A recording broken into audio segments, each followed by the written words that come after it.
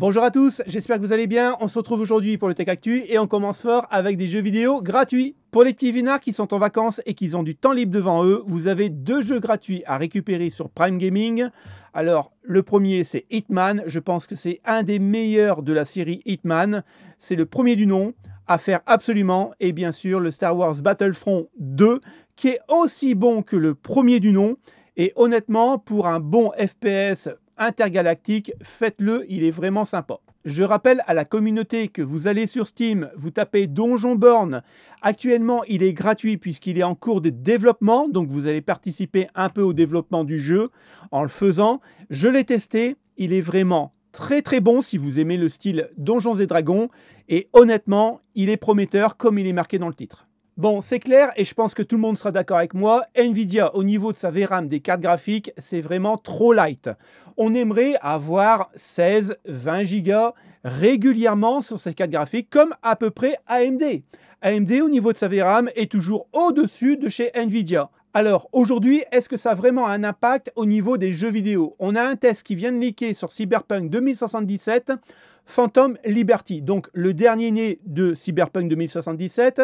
Et comme vous le savez, avec tous les mises à jour qu'il y a eu, le jeu aujourd'hui est à peu près optimisé. Si on analyse le tableau, si vous jouez en 1080p avec une RTX 4060 8 Go à Cyberpunk 2077 en médium, eh bien, il vous faudra 7,3 Go de VRAM. Donc ça passe. Pour le height, là, 7,6. Ça passe aussi. En ultra, attention, là, ça devient limite. 7,9 Go. Et bien sûr, si vous utilisez l'ultra plus le ray tracing, il vous faudra 11 Go. Donc, votre carte 4060 8 Go, déjà, elle est obsolète. Le ray tracing ultra DLSS frame génération, 12 Go,3. Donc là, on voit vraiment que Nvidia ne met pas assez de VRAM dans ses cartes. Maintenant, si vous jouez en 1440p, en médium, il vous faudra 7,6 Go. Donc ça passe avec une 4060.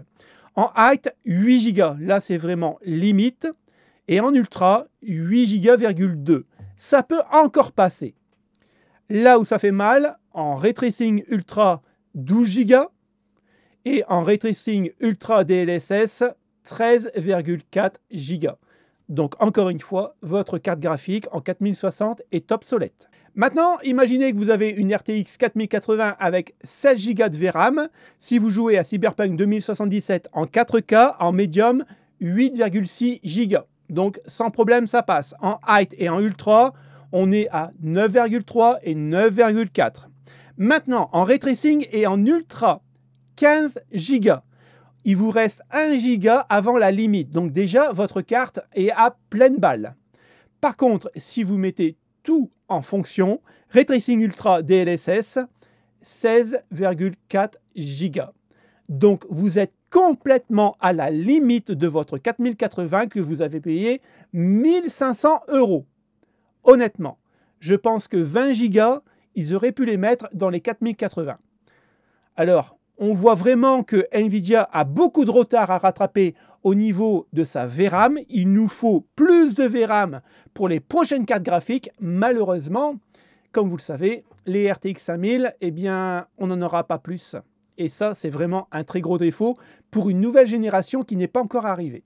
Parce que si je ressors le tableau concernant la VRAM respective des RTX 5000 qui vont sortir en 2025, on peut voir que la 5080, 16 Go, la 5070, 12 Go, on aurait des 4060 avec 8 Go, 4050, 6 Go, et les 3050, j'en parle même pas.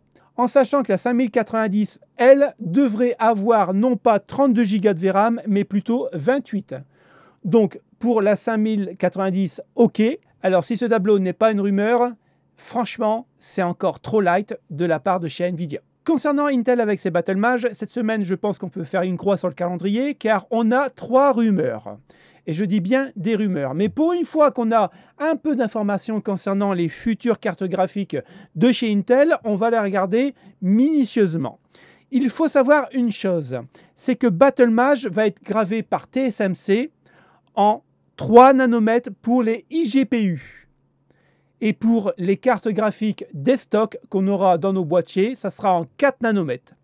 Pourquoi une telle différence? Encore une fois, ce ne sont que des rumeurs. Mais l'information la plus importante concernant les Battlemage, c'est un bordereau d'expédition pour la Chine et pour l'Inde des cartes graphiques. Donc là, c'est plutôt une bonne nouvelle, puisque Intel nous l'avait dit, il y a 1 mois ou 2 de ça, que les cartes étaient prêtes et sont prêtes à être expédiées. Enfin, on a un résultat. Mais là où c'est intéressant, c'est qu'en supposant qu'un cœur XE continue d'avoir 128 shredders d'unités, cela représente 7168 shredders units pour cette version 448 UE, soit une augmentation impressionnante de 75% en termes de nombre de shredders. Et cela sans tenir compte de l'augmentation de l'IPC et d'autres fonctionnalités au niveau de l'architecture. Les descriptions parlent également d'un bus mémoire de 256 bits, bien que le type de mémoire ne soit pas spécifié. Si les informations présentées sont exactes, Intel pourrait débarquer avec du lourd, capable de 4K, de ray tracing et d'intelligence artificielle pour concurrencer Nvidia. Espérons-le. Alors je sais, dans les anciens Tech Actu, on a quand même pas mal débattu sur les Battlemage. On avait pu voir à un certain moment qu'ils étaient extraordinaires et la semaine suivante, c'était vraiment très décevant. Aujourd'hui, encore une fois, ça reste que des rumeurs, surtout au niveau de la gravure, 4 nanomètres et 3 nanomètres. Pourquoi une telle différence entre la même carte graphique? Et surtout, on a un manifeste d'expédition et je pense que ça, c'est le plus important. Intel va être là pour concurrencer Nvidia et AMD. Est-ce que maintenant, on les aura fin 2024 pour les fêtes de Noël ou alors le CES en janvier 2025? Ça, malheureusement, on ne le sait pas encore. Bon, chez AMD, c'est très simple. Nous avons un AVI 48 et un AVI 44. Voilà les informations, débrouillez-vous avec ça. On n'a absolument rien sur RDNA 4. On sait juste que ça sera présenté au CES, donc entre le 7 et 10 janvier 2025. Voilà, c'est tout ce qu'on sait. Par contre, on a une mise à jour qui a été faite par Videocards au niveau du tableau concernant les Navi 48 et 44. Comme vous pouvez voir, on a 2 points d'interrogation. Et il se pourrait que classe X800 et classe X500 soient 2 nouvelles références de cartes. Mais attention, ce ne sont que des rumeurs et pour l'instant, personne n'en parle. Par contre, sur un autre site, on a 2 news en une et vous allez voir, ces derniers jours, Battlemage a été repéré via des cartes graphiques et on vient juste de le voir. Intel compte bien se mêler au grand badaboom de fin d'année. Vous avez noté? Fin d'année. Donc peut-être Noël 2024 et ils auraient pu dire début d'année 2025. Non, non, c'est fin d'année. En tout cas, il se murmure via X, des gars qui souvent donnent de bonnes infos, que RDNA 4 arrivera au mieux au CES 2025. Ça, on vient juste de le voir. Selon ces mêmes personnes, le CES devrait voir l'arrivée du petit Navi 48, tandis qu'il faudrait attendre le Q2 pour avoir l'autre carte graphique. Alors, est-ce que cette rumeur va se confirmer, puisque selon Kepler, le 8 juillet 2024, eh bien, le Navi 48 sera bien au CES avec des tests, et le Navi 44 va arriver en Q2. Et pour finir, j'ai trouvé 2 petites news assez sympathiques, puisqu'on a un clavier pliable, mais en fait, c'est un ordinateur. On a un Ryzen 7 8840U, donc c'est déjà un bon processeur, et apparemment, il est caché à l'intérieur du clavier. Donc, il est dépliable, comme ceci. Et honnêtement, c'est plutôt sympathique. Je ne sais pas ce que vous en pensez. Alors, je ne pense pas qu'il sera en AZERTY, il sera exclusivement en QWERTY. Au niveau de la conception, c'est vraiment très original. On est toujours sur un Ryzen 7, 8 cœurs 16 threads, cadencé à 5,1 GHz en boost. Et on a quand même l'iGPU 780M. Donc, au niveau des jeux vidéo 1080p, je pense que ça pourrait le faire. Maintenant, il fait 800 grammes. Donc c'est vraiment très très light, comme on peut voir, hein, on peut le mettre dans la poche.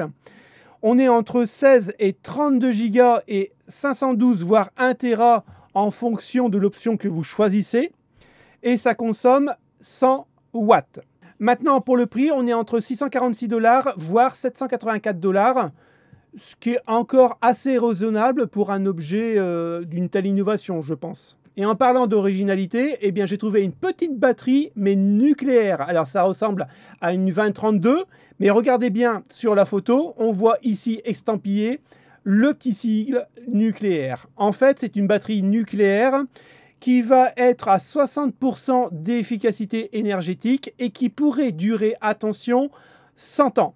Concernant le Tech Actu de vendredi, je le tournerai vraiment à la dernière minute si on a des news intéressantes. Je vous rappelle, on est en période de vacances, les news sont pas super attractifs, je trouve.